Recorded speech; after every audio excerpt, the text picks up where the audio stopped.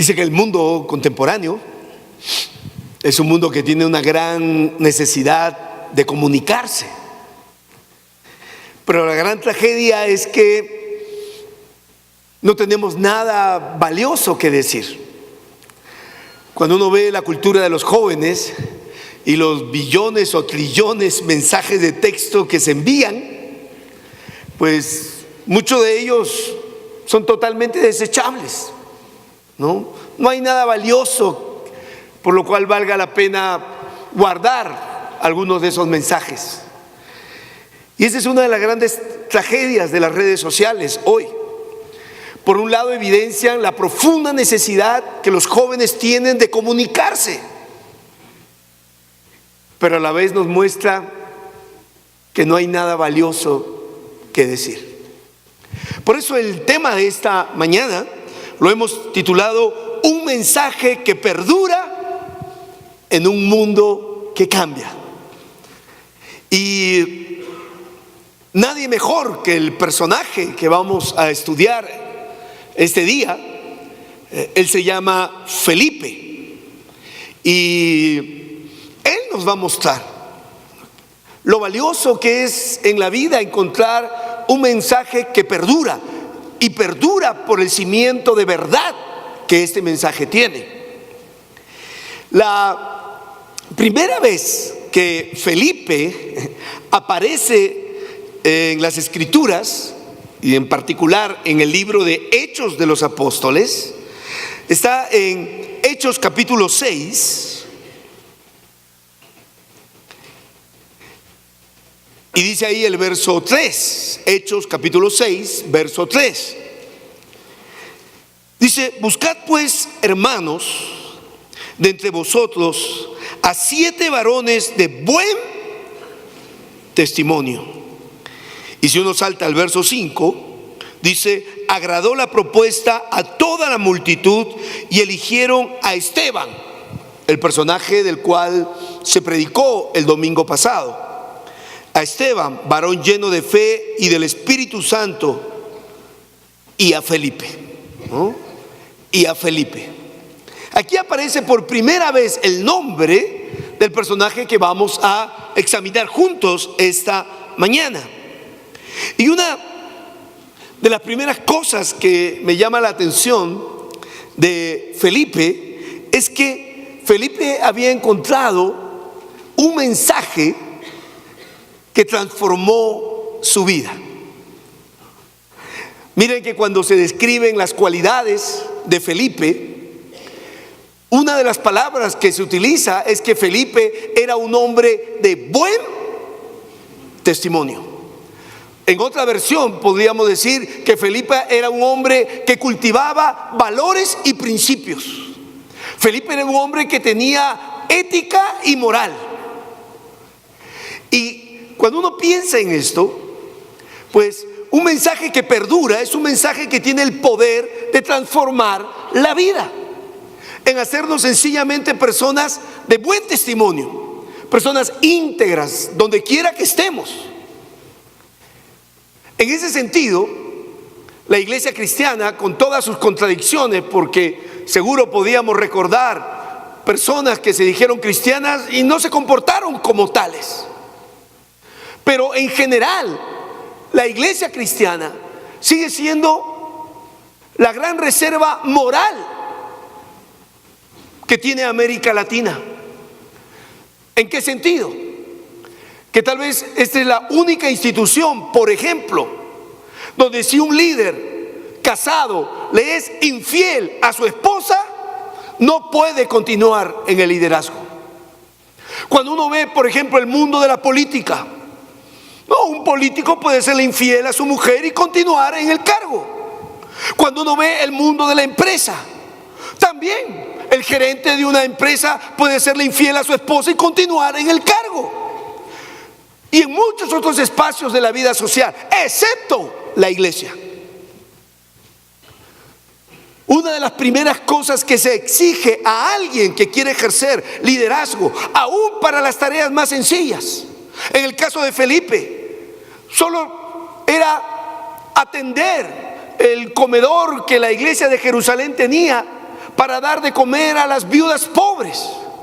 Y para ejercer esa función se exigía de él altas cualidades morales. En el pasado, la iglesia cristiana era conocida más por su ética.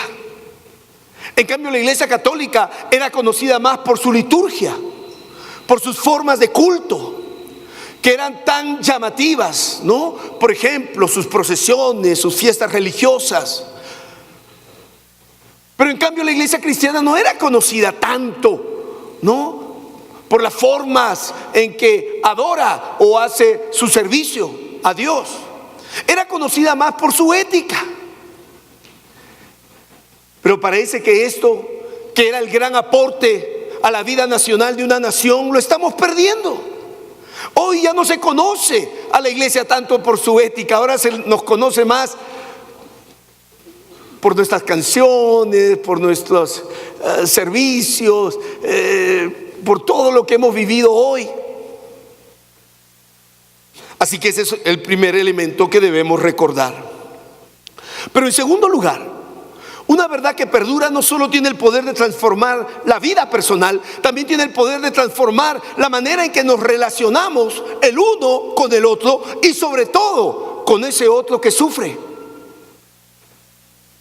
Miren que en el caso de Felipe, él fue seleccionado para servir a las viudas pobres que vivían en Jerusalén.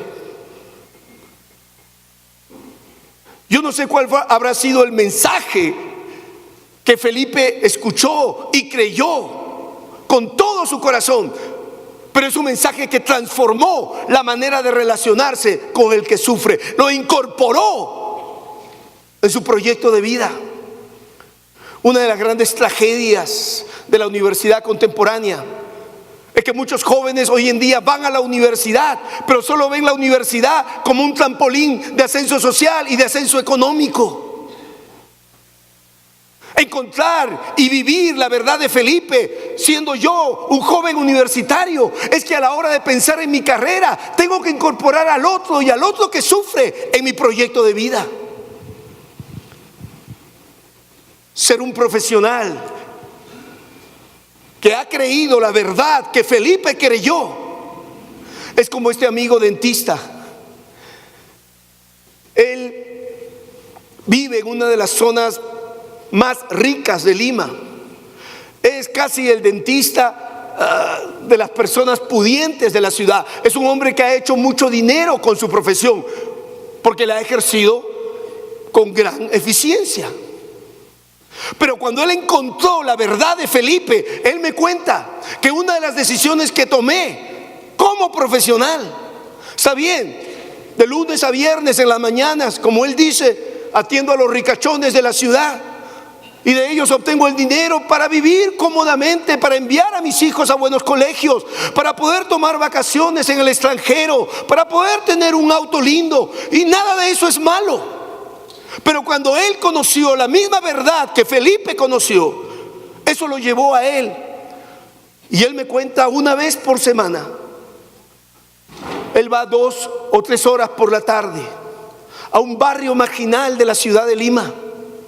Y él atiende gratuitamente a mucha gente que jamás podría pagar por sus servicios. Y él me dice: Alex, ¿qué crees que me da más satisfacción en la vida? No, sí, atiendo a los ricos de la ciudad y vivo bien gracias a ellos. Pero cuando una vez por semana, por 2 o 3 horas, voy a un barrio marginal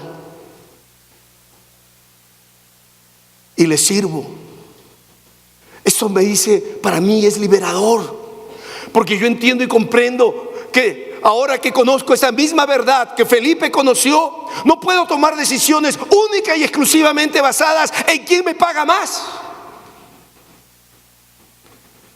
Y que hay muchas cosas que yo puedo hacer con mi profesión para aliviar el dolor y el sufrimiento de las personas. Cuando uno piensa en la verdad que Felipe encontró, miren ¿Cómo uno reconoce a una persona que ha encontrado una verdad? La primera característica es que busca vivir de acuerdo a esa verdad. Pero en segundo lugar, cuando uno encuentra una verdad, otra característica es que uno busca compartir esa verdad con otros, porque la verdad quema los labios. Y el segundo momento en que Felipe aparece está en el libro de Hechos, capítulo 8, verso 5.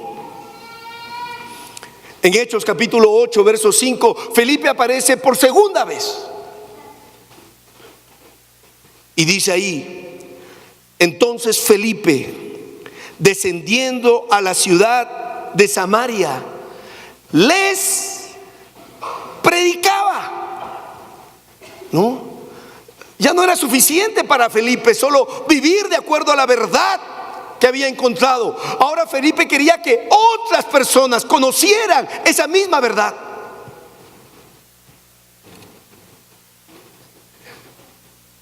Y compartir esa verdad con otros no es una obligación, es una profunda necesidad para aquel que la ha encontrado. Pero la verdad también es generosa con aquel que la comparte. Miren, yo recuerdo que un día, cuando era estudiante universitario, conocí a un joven y le compartí la misma verdad que yo había encontrado y había cambiado mi vida. Como lo vi tan interesado, le dije a mi compañero de estudios si es que él quería reunirse conmigo y con otros chicos una vez por semana, 40 minutos en uno de los jardines, para seguir explorando y conociendo esta verdad. Él, muy animado, aceptó. Y por un año me reuní con él. Él se llama Enrique. Por un año, una vez por semana, por 40 minutos. Y comenzamos a estudiar y a conocer y a disfrutar de esta verdad.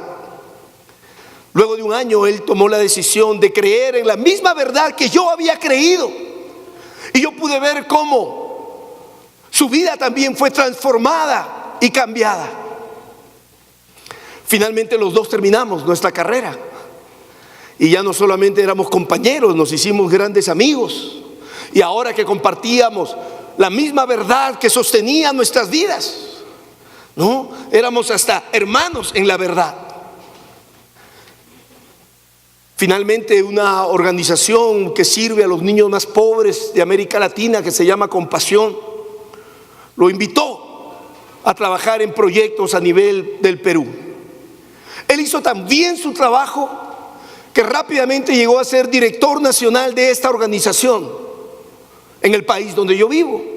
Hizo tan bien su trabajo que a los pocos años esta organización lo invitó, ¿no?, a servir y supervisar los proyectos en bien de la niñez en toda América Latina. Hizo tan bien su trabajo que ahora Enrique fue promovido para trabajar en la Defensoría de la Niñez y se reúne con organizaciones cristianas y no cristianas que están trabajando para defender los derechos del niño a nivel mundial. Yo no trabajo con niños. Ya con los que he tenido son suficientes. Pero cada vez que un niño en alguna parte del mundo es beneficiado por el trabajo de Enrique, es como si yo lo hiciera a través de él. Pero ahí no acaba todo.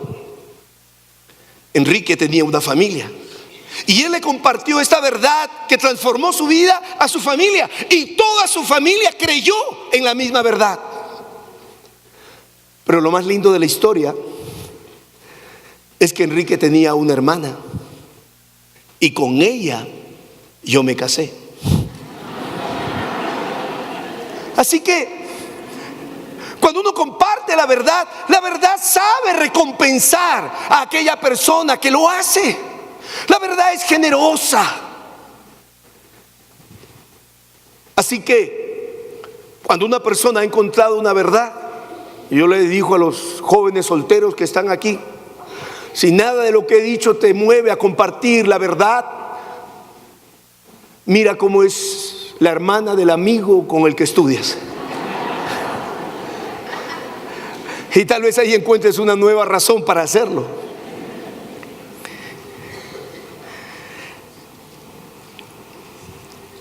Un mensaje de verdad que transforma nuestra vida.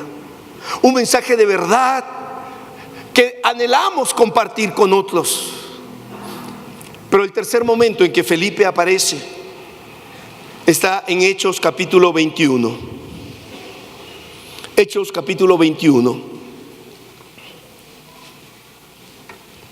Y si leen ahí el verso 8 y 9. Al otro día, sabiendo Pablo y los que con él estábamos, fuimos a Cesarea, y entrando en casa de Felipe, esta es la tercera vez que Felipe otra vez aparece, y la última, ¿no? En casa de Felipe, que era uno de los 7, posamos con él. Miren el verso 9. Felipe tenía 4 hijas solteras que predicaban. Yo no sé por qué imagino a Felipe y me pregunto, ¿y cómo llegó a tener 4 hijas? Seguro que lo hizo como muchos de nosotros, buscando al varón. Y seguro que cuando él oró a Dios por un hijo, él quería tener un hijo que sea también un predicador como él, un profeta. Y claro, nació el primero. Pero para su sorpresa no era un varón, sino una mujer. Y Felipe le dijo, pero Dios, tú me prometiste que me ibas a dar un predicador y me diste una hija mujer. Bueno, dijo Felipe, será con el segundo. Y llegó el segundo, y él expectante de que ahora sí sea un varón para que pueda ser un buen predicador. Y volvió a nacer otra mujer. Dijo, bueno, será con el tercero. Y como muchos de nosotros nos vamos llenando de mujeres por seguir buscando al varoncito, y llegó el tercero y también mujer. Pero Dios, tú me has dicho que me vas a dar un profeta, un predicador.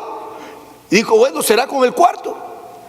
Y nace el cuarto y también mujer. Y entonces ya Felipe, pues seguro se habrá quejado con Dios y le dijo, Dios, ¿qué ocurre? ¿Qué pasa? Así me estoy llenando de mujeres. Yo te he pedido un predicador. Y Dios le dice, tú me has pedido uno y yo te he dado 4. ¿Quién ha dicho que para ser predicador hay que ser hombre? Ese es un prejuicio tuyo. Y esas 4 mujeres terminaron predicando la misma verdad, creyendo en la misma verdad de su padre. Qué envidia, ¿no? Para aquellos que venimos de familias donde no siempre vemos a nuestros hijos que construyen su vida sobre la misma verdad que nosotros, sus padres, creemos y vivimos y obedecemos. Qué envidia que me produce a mí la familia de Felipe, unidos por una verdad que transforma las vidas. Pero ahí no acaba todo. Si siguen leyendo, se darán cuenta que en medio de esta historia aparece Pablo, el gran apóstol Pablo, que está camino hacia Jerusalén y pasa por Cesarea, que es el lugar donde vivía Felipe. Y Felipe le abre su casa. Yo me imagino que para Felipe no habrá sido fácil abrirle la casa y el corazón a Pablo. ¿Y saben por qué? Porque Pablo era alguien que había asesinado o había consentido con la muerte de alguien muy importante para Felipe, su amigo, su compañero de misión, con el que crecieron juntos en la iglesia de Jerusalén, con quienes soñaban servir a Dios. Y ustedes han estudiado de él el domingo pasado, Esteban. Y Felipe sabía que Pablo había sido como el autor intelectual. Sí, él no tiró las piedras que mataron a Esteban, pero él consintió su muerte.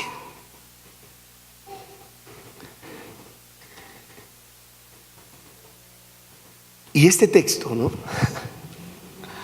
me hace recordar tantas escenas latinoamericanas. Normalmente lo que pasa con la iglesia que ha vivido o va a comenzar a vivir un post-conflicto. No son la primera que va a buscar terminar con un conflicto y comenzar a vivir el post-conflicto. Nicaragua lo ha vivido, Chile lo ha vivido, Argentina lo ha vivido. Pero ¿sabes qué es lo más terrible del posconflicto? No sé qué pasará el 2 de octubre. No sé si ganará el no, ganará el sí. Qué bueno que no voy a estar aquí para verlo, pero si gana el sí, les quiero decir lo que va a pasar. Van a volver a ver personas que los han dañado profundamente, que han secuestrado a personas que ustedes aman, que han asesinado de la manera más terrible, y los van a ver caminar por las calles. Ojalá que los encuentren como cristianos, así como Felipe encontró a Pablo, el asesino de su hermano en la fe. No les aseguro que lo encontrarán como cristianos, pero así sea cristiano, no es fácil. Me cuenta una mujer en Guatemala.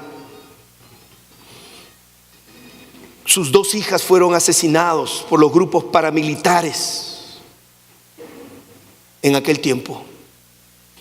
En medio de su dolor, ella se hizo cristiana. Firmaron un acuerdo de paz. Ahora ella iba a la iglesia, y en una de esas convenciones le tocó hospedar a un general del ejército guatemalteco que ella sabía que había participado en el asesinato de sus hijas, pero ahora era creyente. ¿De dónde Felipe sacó la fuerza para perdonar a Pablo, para abrirle su casa, para hospedarlo? Es bueno saberlo porque lo encontró en la verdad que él creía. Y van a tener muchos de ustedes que apelar a esa misma verdad que transformó la vida de Felipe para ser capaces de perdonar. Como Felipe tuvo que perdonar finalmente a Pablo. Claro, es fácil perdonar cuando la otra persona está arrepentida, sinceramente, cuando vemos el dolor en su corazón, cuando vemos el deseo de esa persona de querer volver el tiempo atrás para no haber hecho lo que hizo. Ya el dolor y la tristeza, y seguramente habrán sido esas las palabras de Pablo cuando lo vio y le habrá dicho: Felipe, perdóname Perdóname por haber consentido en la muerte de tu amigo Esteban. Perdóname por no haber hecho nada para salvarlo. Perdóname, estaba loco, no conocía la verdad. Pero el hecho de que no haya conocido la verdad no justifica lo que hice.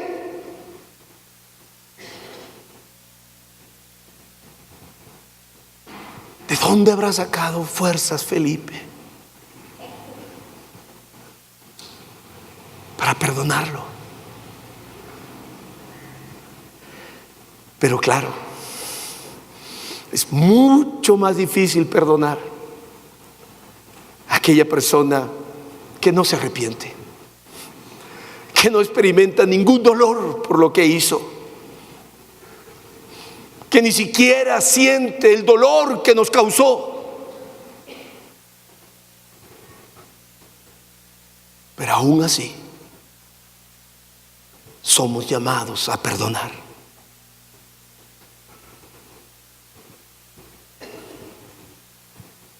Y la verdad que encontró Felipe es la única verdad sobre la cual Colombia puede construir un verdadero proceso de reconciliación. No hay otra verdad que pueda sostener esto. Los van a volver a ver en las calles tarde o temprano. Aquellos que lo hirieron, que los lastimaron. ¿Será la verdad de Felipe suficiente para ustedes? Pero la gran pregunta para terminar: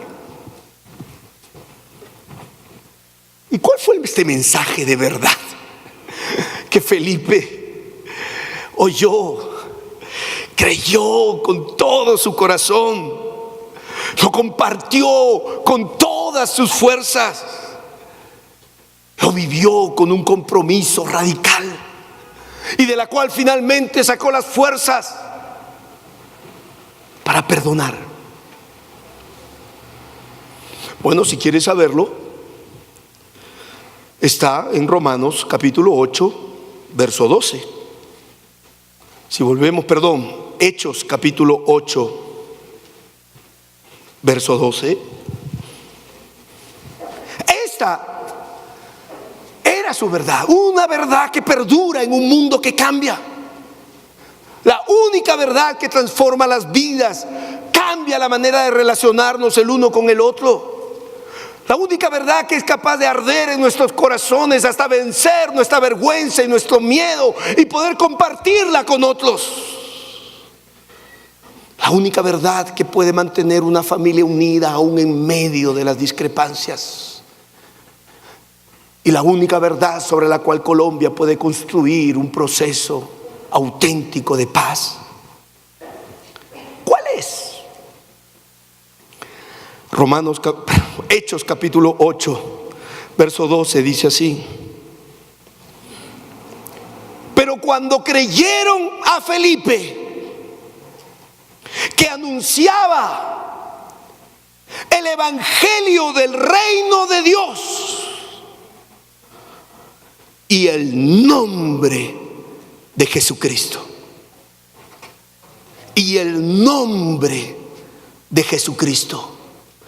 esa era su verdad. Qué interesante cuando uno ve los procesos históricos y uno puede darse cuenta que las grandes verdades del ayer, por las que miles de jóvenes dieron sus vidas, son las grandes mentiras de hoy por las cuales nadie daría un centavo. Basta solamente recordar los procesos revolucionarios que se iniciaron en América Latina en la década de los 70 y los 80, y muchos jóvenes creían haber encontrado en el marxismo, en el materialismo dialéctico, en la lucha de clases, la gran verdad que iba a construir un mundo nuevo, y lo sacrificaron todo por esa verdad. Hoy, ¿dónde terminó la verdad del Capital de Marx? ¿Dónde terminó la verdad de la lucha de Lenin? ¿Dónde terminaron esos libros que la generación de los 70 y los 80 creían que contenía la verdad. Los puedes encontrar ahí tirados en el suelo, en alguien que está vendiendo libros de segunda mano, seguro a 2,000 o 3,000 pesos. Ahí terminan las verdades humanas. Las grandes verdades del ayer, por los que miles dieron sus vidas, son las grandes mentiras de hoy.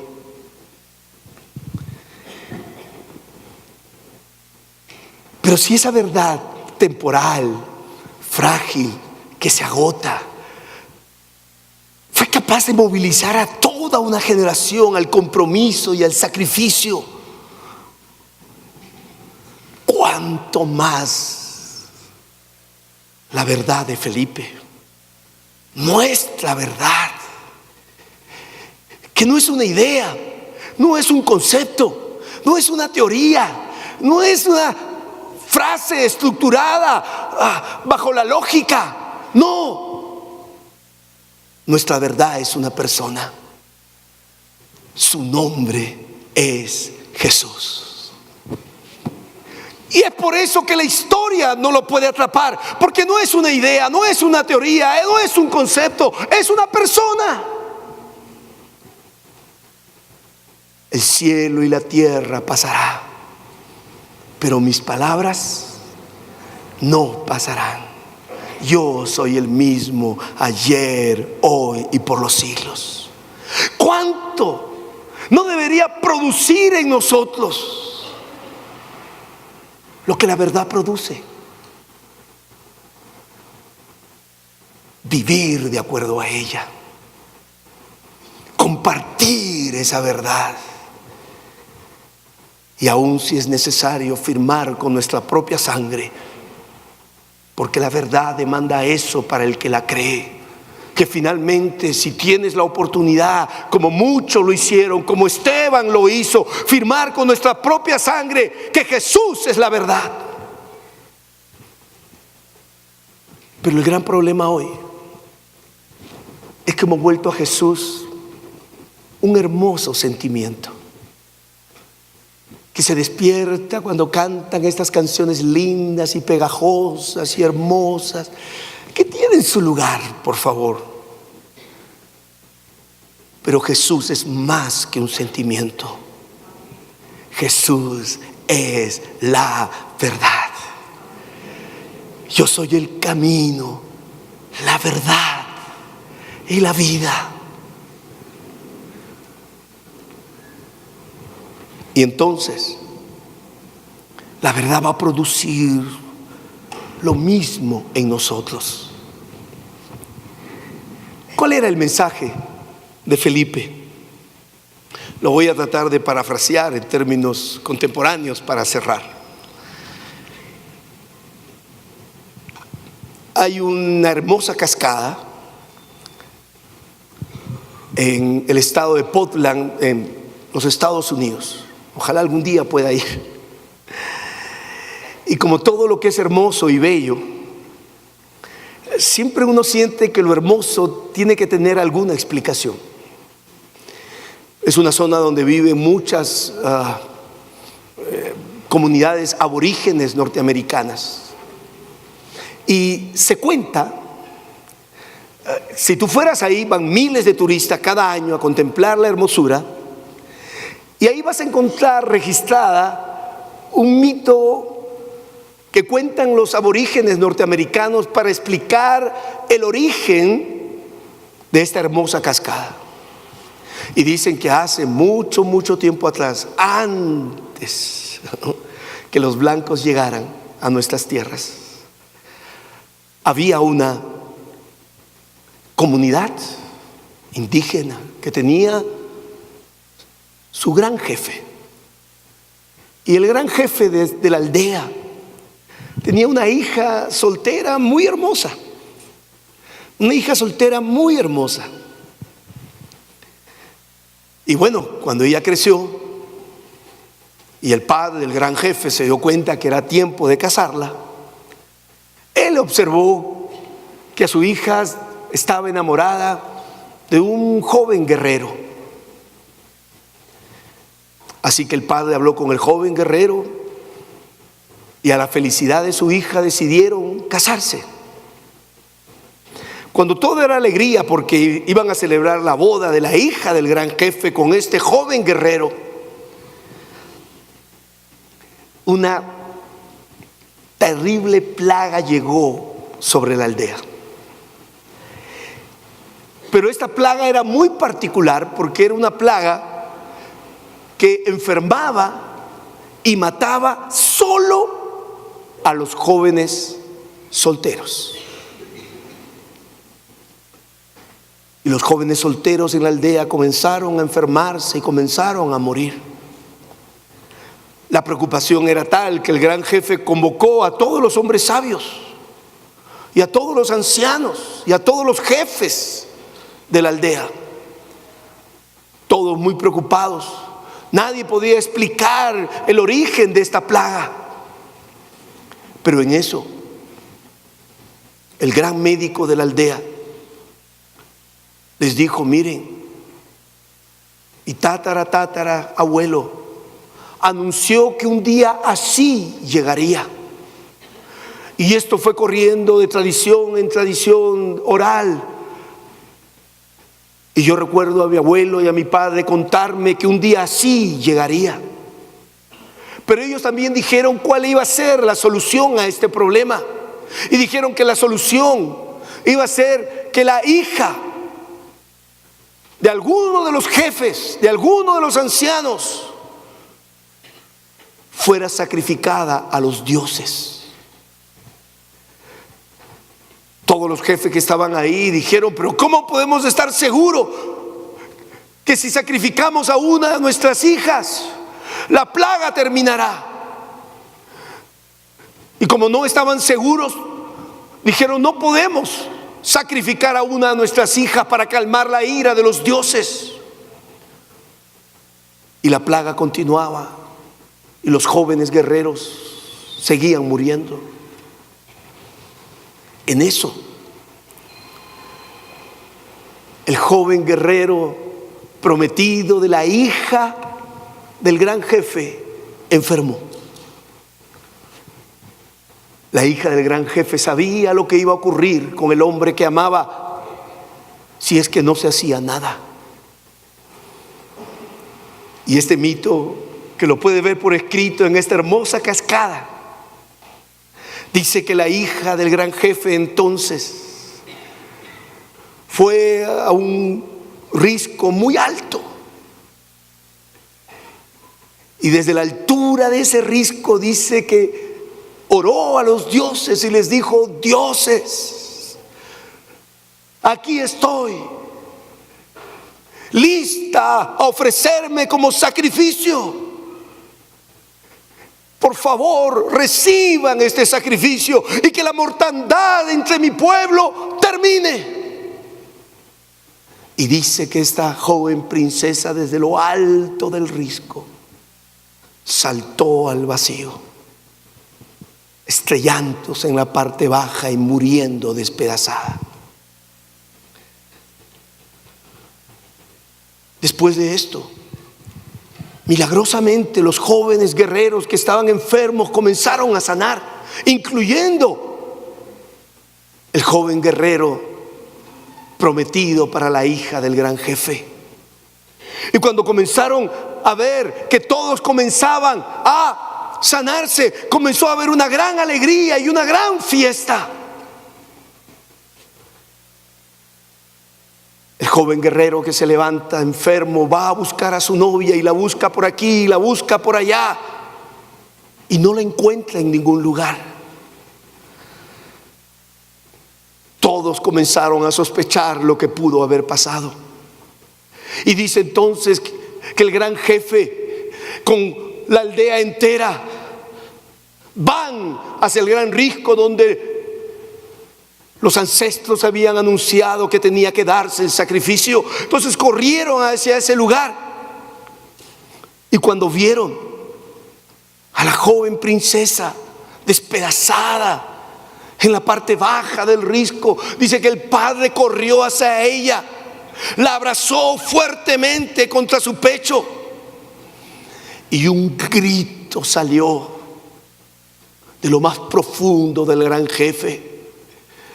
Y ese grito fue el siguiente: que su sacrificio no sea olvidado, que su sacrificio no sea olvidado. Y dice que retumbó con tanta fuerza que desde la altura del risco de donde ella saltó comenzaron a caer gotas de agua y gotas de agua, y cada vez más y más y más, hasta que se formó esa hermosa cascada que miles de turistas visitan cada año en el estado de Portland, en los Estados Unidos.